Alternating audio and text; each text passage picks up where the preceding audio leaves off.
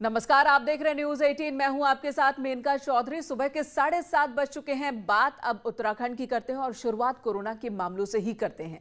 शनिवार को भी लगातार 1000 से ज्यादा मामले सामने आए हैं। शुक्रवार को 5 मामले कम थे 1000 से, तो शनिवार को 115 मामले ज्यादा आए हैं 1000 से। उत्तराखंड में कोरोना के कुल मरीजों की संख्या 30,000 के पार पहुंच चुकी है। बीते 24 घंटे में 14 मरीजों की मौत हो चुकी है। इसके बाद मृतकों का आंकड़ा इस वक्त उत्तराखंड में 400 के पार पहुंच चुका है। राज्य में कोरोना के एक्टिव केसेस की संख्या 9,700 के पार है। देहरादून में 290, हरिद्वार में 269, उधम सिंह नगर में 180 और नैनीताल में 110 नए केस शनिवार को सामने आए। कोरोना के मामले लगातार बढ़ रहे हैं और ये चौथा दिन, अगर हम शुक्रवार की बात करें तो 1000 से 5 मामले कम थे, लेकिन अगर उसे भी गिने तो ये चौथा दिन है जब लगभग 1000 के आसपास मामले सामने आ रहे हैं। हर दिन, हर 24 घंटे में 1000 नए मरीज जुड़ रहे हैं और इसी के साथ मृतकों की संख्या भी बढ़ गई है। पूरे उत्तराखंड में कोरोना से मरने वालों की संख्या 400 के पार इस वक्त पहुंच चुकी है।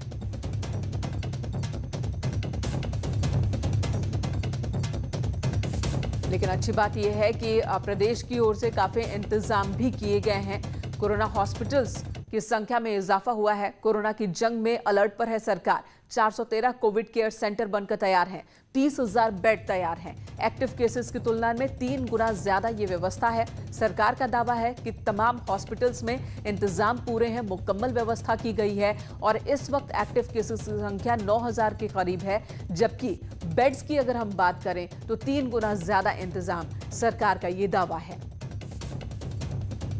इस वक्त पूरे उत्तराखंड में 413 कोविड केयर सेंटर्स बनाए गए हैं, जबकि 30,000 बेड कोविड पेशेंट्स के लिए खास तौर पर तैयार है। अत्याधुनिक सुविधाओं का भी इस्तेमाल हो रहा है। तो सरकार की ओर से ये दावे किए जा रहे हैं। हालांकि ऐसे भी कई मामले सामने आए जहां पर कोविड हॉस्पिटल्स में इंतजाम नाकाफी है और वहां पर जो मौजूद लोग हैं, बीमार हैं, वो सवाल भी उठा रहे हैं। लेकिन सरकार का कहना है कि हमने व्यवस्था पूरी कर रखी है। सुनील नवप्रभात हमारे सहयोगी देहरादून से हमारे साथ मौजूद है। सुनील, लगातार ये चौथा दिन कहेंगे जब 1000 के आसपास मामले हैं, कभी 5 दिन कम और कभी 115 लोग ज्यादा, मरीज ज्यादा, और ऐसे में सरकार के जो दावे हैं इंतजाम को लेकर, हॉस्पिटल्स को लेकर, क्या है हकीकत? किस तरह से इस वक्त जो विस्फोटक स्थिति में पहुंच गया है कोरोना, तो उससे निपटा जा रहा है प्रदेश में?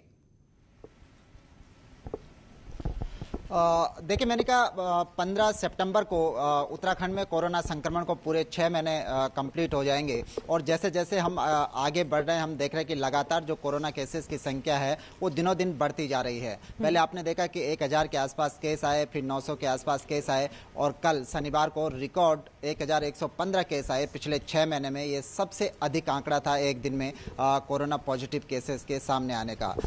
पहाड़ से लेकर मैदान तक हर जगह रोज कोरोना के नए मामले सामने आ रहे हैं, बड़ी संख्या में मामले सामने आ रहे हैं। सरकार का ये दावा है कि उसने जिस तरह से लगातार कोरोना संक्रमण बढ़ रहा है उसके अनुपात में उसकी व्यवस्थाएं चुस्त दुरुस्त है, सरकार अलर्ट पर है। लेकिन इसके बावजूद हम देखते हैं कि लगातार कई कोविड केयर सेंटर से भी, जिस तरह से सरकार का दावा है कि उसने 413 के आसपास कोविड केयर सेंटर बना लिए हैं, ये डेडिकेटेड हॉस्पिटल से अलग हैं जो कोविड के लिए डेडिकेटेड हैं।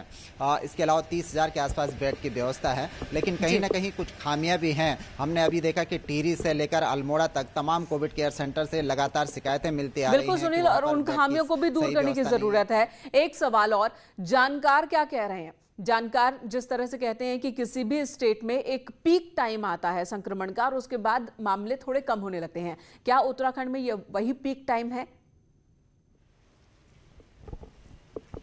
देखिए, मैंने कहा अभी कहा नहीं जा सकता कि इसे कोरोना का पीक टाइम कहेंगे, क्योंकि डीजी हेल्थ से जब हमारे इस संबंध में बातचीत हुई थी तो उनका कहना था कि अक्टूबर के अंत तक जाकर कुछ अनुमान इस संबंध में लगाया जा सकता है। लेकिन ये बहुत जल्दीबाजी होगी ये बात कहना कि ये कोरोना का पीक है। बिल्कुल, यही वजह है कि बार बार कहा जा रहा है कि सतर्क रहें, खुद को सुरक्षित रखें, अपने परिवार को सुरक्षित रखें। और कोरोना ये ऐसा एक संक्रमण 6 महीने से जूझ रहा है पूरा देश, और उससे पहले से दुनिया जूझ रही है, जहां आम और खास ये संक्रमण भेद नहीं करता। और आम और उत्तराखंड में तो खासकर हम देखने को मिल रहा है कि वीवीआई एसपीज भी इसकी चपेट में आ रहे हैं और लगातार खबरें आ रही हैं। नैनीताल में अगर हम शनिवार की बात करें 110 नए मामले सामने आए हैं। हैरानी की बात यह रही कि इसमें से 53 मामले नैनीताल जेल के हैं। 52 कैदियों में कोरोना की पुष्टि हुई है। एक जेल कर्मचारी भी कोरोना से संक्रमित हुआ है। कोरोना के मामले आने के बाद जेल प्रशासन में अब हड़कंप मच गया, तो इन सभी कैदियों को जेल में ही आइसोलेट कर दिया गया है। नैनीताल जिला हॉस्पिटल के सीएमएस ने कहा कि सभी को डॉक्टर्स की देखरेख में रखा गया है। जिन लोगों को शहर में कोरोना की पुष्टि हुई है उनके संपर्क में आने वालों को भी क्वारंटीन किया जा रहा है। तो हम लोगों ने जेल प्रशासन से यही कहा है कि आप लोग इनको सबको अंदर ही जेल में ही रहने दें और क्वारंटीन कर देते हैं। और भी कैदी जेल में हैं, तो प्रशासन ने यही अपना डिसीजन लिया है कि इनको जेल के अंदर ही रखें और वहाँ पर मेडिकल फैसिलिटी जो भी होंगी वो प्रोवाइड करवाएंगे। और अब बात करते हैं नैनीताल शहर पर मंडरा रहे खतरे की। शहर पर भूस्खलन का खतरा बढ़ता जा रहा है। लोगों को डरा रही है स्थिति। सड़कों की दरारें जो हैं वो अब भयावह हो चली हैं, डरावनी हो चुकी हैं। अवैध निर्माण से भी लगातार नुकसान पहुंच रहा है नैनीताल को, पूरे शहर को। हाईकोर्ट और सुप्रीम कोर्ट के आदेश के बाद भी कंक्रीट के जंगल में तब्दील हो रहा है पूरा का पूरा शहर। बलिया नाला हो, चाइना पीक हो या टिफिन टॉप हो, भूस्खलन का खतरा पूरे शहर पर देखने को मिल रहा है।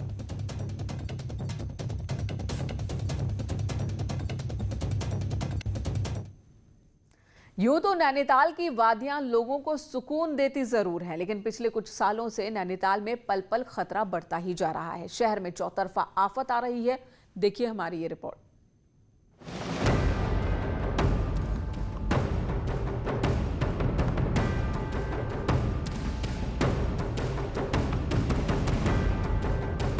नैनीताल की ये वादियां सुंदर जरूर है, लेकिन शहर पर उससे ज्यादा खतरा बना हुआ है। पिछले कई सालों से नैनीताल में भूस्खलन इस कदर हो रहा है कि बलिया नाले से शहर के अस्तित्व पर ही सवाल उठने लगे हैं। सिर्फ बलिया नाला ही नहीं, बल्कि शहर की सबसे ऊंची चोटी चाइना पीक और टिफिन टॉप से भी लगातार भू कटाव होने से आबादी में लोगों की चिंता भी बढ़ने लगी है। शहर की माल रोड हो या फिर राजभवन मार्ग, भवाली मार्ग या फिर कालाढूंगी हल्द्वानी मार्ग, सभी सड़कों पर दिख रही दरारें अब लोगों को डरा रही हैं। हालांकि भूवैज्ञानिक मानते हैं कि शहर से गुजरने वाले कई भूगर्भ फॉल्ट सक्रिय हो गए हैं, जो शहर के लिए खतरनाक हैं। 7 नंबर तक जब जाएंगे फॉल्ट के किनारे किनारे वो सब घर बहुत मुश्किल में हैं इस समय। और जो बोट हाउस क्लब है, बैंड हाउस है आपका, उसके बाद में डीएसबी कॉलेज है, आपने देखा होगा डीएसबी और मस्जिद के बीच में भी रोड टूट रही है और लगातार टूटती है, हर बरसात में टूटती है वो भी। ये सब चीजें उसी फॉल्ट जोन की वजह से हैं जो रीएक्टिवेट हो रहा है। शहर में अवैध निर्माण के कारण लगातार दबाव बन रहा है, जिसके चलते चारों तरफ से नैनीताल पर खतरा बना हुआ है। तो नैनीताल का बड़ा बाजार पर भी खतरा मंडरा रहा है। साल 1880 में शहर के भूस्खलन में 151 लोगों की मौत हो गई, तो शहर को बचाने के लिए अंग्रेजों ने 62 नालों का निर्माण भी कराया। इतने संवेदनशील स्थान होने के बाद और 10 साल पहले खत्म हुई भार वहन करने की क्षमता के बाद भी लगातार अवैध निर्माण शहर में हो रहा है। हालांकि सुप्रीम कोर्ट से लेकर हाई कोर्ट और एनजीटी ने भी शहर को बचाने के लिए कई निर्देश जारी किए, लेकिन वो भी सिफर साबित हो रहे हैं। माननीय उच्च न्यायालय हो चाहे एनजीटी हो, वहाँ ये इस तरह के सारे तथ्य पेश किए गए हैं। उन्होंने अपने विभिन्न ऑर्डर्स में उचित निर्देश दिए हैं, लेकिन प्रशासन क्या उन ऑर्डर्स को समझ पाया है? उसने उन ऑर्डर्स को यहाँ की गंभीर स्थिति के हिसाब से लागू करने की कोशिश करी है? यह है प्रश्न। दरअसल कंक्रीट के जंगल में तब्दील हो रहे शहर नैनीताल में मकान बनाने के लिए नियम कठोर जरूर हैं, लेकिन अवैध निर्माण करने वालों के हौसले भी बढ़े हुए हैं। वहीं अधिकारी धरातल के बजाय सिर्फ कार्रवाई की बात कर रहे हैं। प्राधिकरण के अधिकारी, अभियंता, उनकी टीम, उन सबको कठोर निर्देश दिए गए हैं कि उसमें वॉच रखें और जहाँ जहाँ इस तरह की समस्याएं आती हैं, संज्ञान में आते हैं, उन पर रोकथाम की कार्रवाई करें। और ऐसा तो नहीं है कि रोकथाम नहीं हो रहा है, किया जा रहा है, लेकिन हाँ उनको और ज़्यादा तेज़ी से बढ़ाने के निर्देश उनको दिए जाए। बहरहाल जिस कदर शहर कंक्रीट के जंगल में तब्दील हो रहा है, उससे बड़ा संकट तो शहर पर है, लेकिन अब भी अगर नहीं जागे तो तय है कि भविष्य के परिणाम खतरनाक हो सकते हैं। न्यूज़ 18 के लिए वीरेंद्र बिष्ट की रिपोर्ट। नैनीताल शहर एक और बड़े खतरे की तरफ बढ़ रहा है। नैनीताल में चारों तरफ से भूस्खलन हो रहा है। बैंड स्टैंड से लेकर माल रोड, भवाली मार्ग से लेकर कालाढूंगी मार्ग पर दरारें भविष्य के लिए बड़े खतरे की तरह हैं। ग्राउंड जीरो के हालात बता रहे हमारे सहयोगी वीरेंद्र बिष्ट। मानसून भले ही जाने को तैयार है, लेकिन नैनीताल में चौतरफा जो आफत है वो अभी बरकरार है। धूप निकल रही है और स्थानीय स्तर पर भी दिक्कतें बढ़ रही हैं। तमाम इलाकों में चटकन है। China peak, tiffin top, Ballia नाले के बाद ये देख सकते हैं कि भवाली नैनीताल मार्ग है ये पूरा, और ये लगातार जो है इसकी धंसाव की स्थिति वो लगातार बन रही है।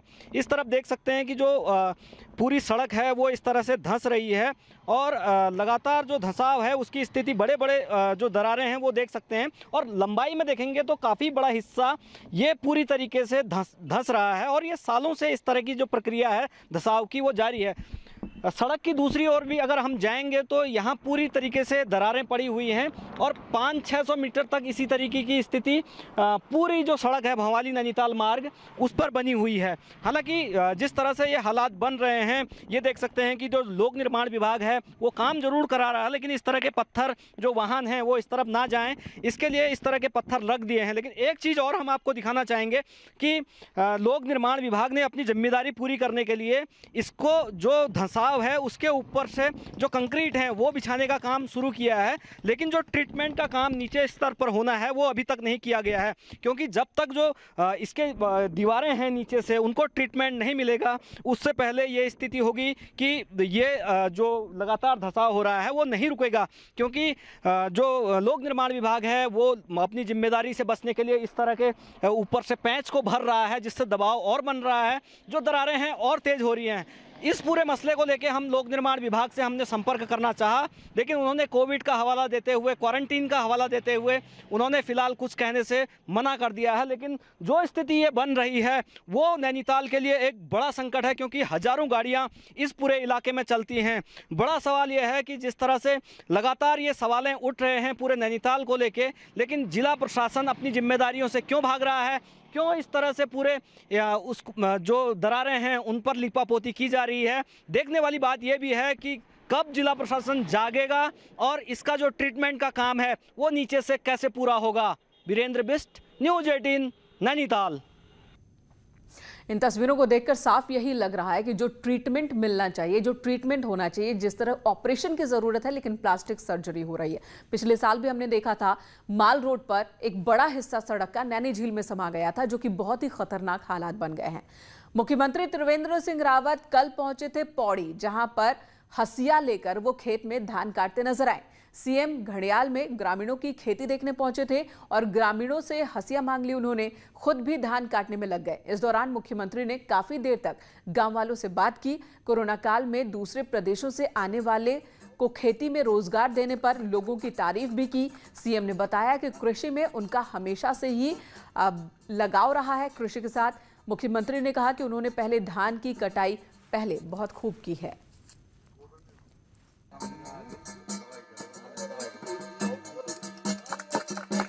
तो धान हमने खूब काटा है बचपन में, जब हम गांव में रहते थे तो वो सब काम हमने किए हुए हैं जो बच्चे आजकल कर रहे हैं। मेरी भी बड़ी रुचि है कृषि और उद्यान में। आपदा को अवसर में बदलना जा सकता है, वो चीज़ वहाँ पर देखने को मिली। वो वहाँ पर मिश्रित खेती कर रहे हैं, एक जो कि बहुत अच्छा मॉड्यूल है। Welcome back. बात उत्तरकाशी की कर लेते हैं, जहां पर सेना की गतिविधियां बढ़ गई हैं। चिन्यालीसौड़ हवाई पट्टी पर सेना की गतिविधि बढ़ी हुई है। इन दिनों सीमा की ओर जाने वाले जवान चिन्यालीसौड़ में रुके हुए हैं। बीते कई दिनों से सेना की आवाजाही यहां पर देखने को मिल रही है। भारत चीन के बीच उत्तराखंड में 345 किलोमीटर लंबी सीमा है और इसमें से 122 किलोमीटर हिस्सा उत्तरकाशी में पड़ता है। इस सीमा पर चौकसी की जिम्मेदारी सेना के ऊपर है। हर्षिल नेलांग, पीडीए, सुमला, त्रिपानी, नागा बॉर्डर पर भारतीय सेना की गतिविधियां बढ़ी हुई हैं और इन दिनों चहल पहल देखने को मिल रही है।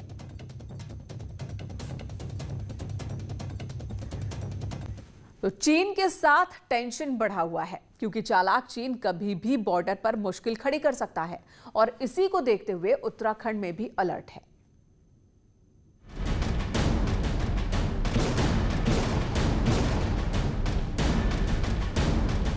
चालाक और धोखेबाज चीन कभी भी कोई ऐसी हरकत कर सकता है जिससे भारत के लिए मुश्किल खड़ी हो जाए, लेकिन ये काम अब आसान नहीं होगा, क्योंकि बॉर्डर पर चीन की हर हरकत पर सेना ने नजर और पैनी कर रखी है। चमोली, उत्तरकाशी, पिथौरागढ़ में सड़कों का जाल बिछाया जा रहा है। वहीं बॉर्डर के 3 जिलों में अब एयरफोर्स भी खुद को मजबूत करना चाहती है। शुक्रवार को एयर मार्शल राजेश कुमार ने सीएम से मुलाकात की और चीन सीमा से लगे 3 जिलों में जमीन की मांग की। एयरफोर्स चमोली, उत्तरकाशी और पिथौरागढ़ में एयर डिफेंस रडार लगाना चाहती है। बॉर्डर पर एडवांस लैंडिंग ग्राउंड भी बनाने को तैयार है, जिससे आसानी से हेलीकॉप्टर लैंड हो सके। सूत्रों का दावा है कि न सिर्फ एयरफोर्स बल्कि आर्मी भी अपने बेड़े को मजबूत करने के लिए जमीन चाहती है। वहीं सीएम त्रिवेंद्र रावत का कहना है कि राष्ट्रीय सुरक्षा सबसे बड़ी है, इसीलिए राज्य सरकार गंभीरता से काम कर रही है। हमारी जो सड़कें हैं, हमारी सेना के हिसाब से उनका डेवलपमेंट होना चाहिए। हमारी सैन्य शक्ति को हमको फ्रंट में रखना चाहिए, उनको ध्यान में रखते हुए अपनी सड़कों का निर्माण करना चाहिए। नेलांग, लवथल, माना, बाड़ाहोती, जोहार घाटी, ब्यास घाटी वो इलाके हैं जहां चीन नजर गड़ाए बैठा है। डिफेंस एक्सपर्ट मानते हैं कि राज्य रहेगा तभी देश रहेगा, इसीलिए राज्य सरकार को हर जरूरी कदम उठाना चाहिए। ये सोच सही डायरेक्शन में है, ये इसमें तो कोई गुंजाइश ही नहीं है कुछ शक करने की। अपनी डिफेंस से ज्यादा बेहतर और क्या चीज इंपॉर्टेंट हो सकती है? मुख्यमंत्री जी का ये सोचना बिल्कुल सही है। उत्तराखंड का करीब 600 किलोमीटर इंटरनेशनल बॉर्डर है जो नेपाल और चीन से लगता है। ऐसे में सरकार, सेना और वायुसेना उत्तराखंड में इंफ्रास्ट्रक्चर को बेहतर बनाने में जुटे हुए हैं, ताकि बॉर्डर पर चीन कोई नापाक हरकत न कर सके। न्यूज़ 18 के लिए देहरादून से दीपांकर भट्ट की रिपोर्ट। और अब बात नीट एग्जाम्स की कर लेते हैं। सुबह 11 बजे से नीट के एग्जाम्स होने हैं। कड़ी सुरक्षा व्यवस्था और कोविड प्रोटोकॉल्स के तहत देहरादून में एग्जाम्स 26 सेंटर्स पर होंगे। परिवहन विभाग ने स्टूडेंट्स के लिए स्पेशल बसेस भी लगाई हैं। एक रूम में 12 बच्चों को ही बैठने की इजाजत है। कई और जो कोविड प्रोटोकॉल्स हैं उनका पालन किया जा रहा है और तमाम इंतजामों के बीच 11 बजे एग्जाम की शुरुआत होगी।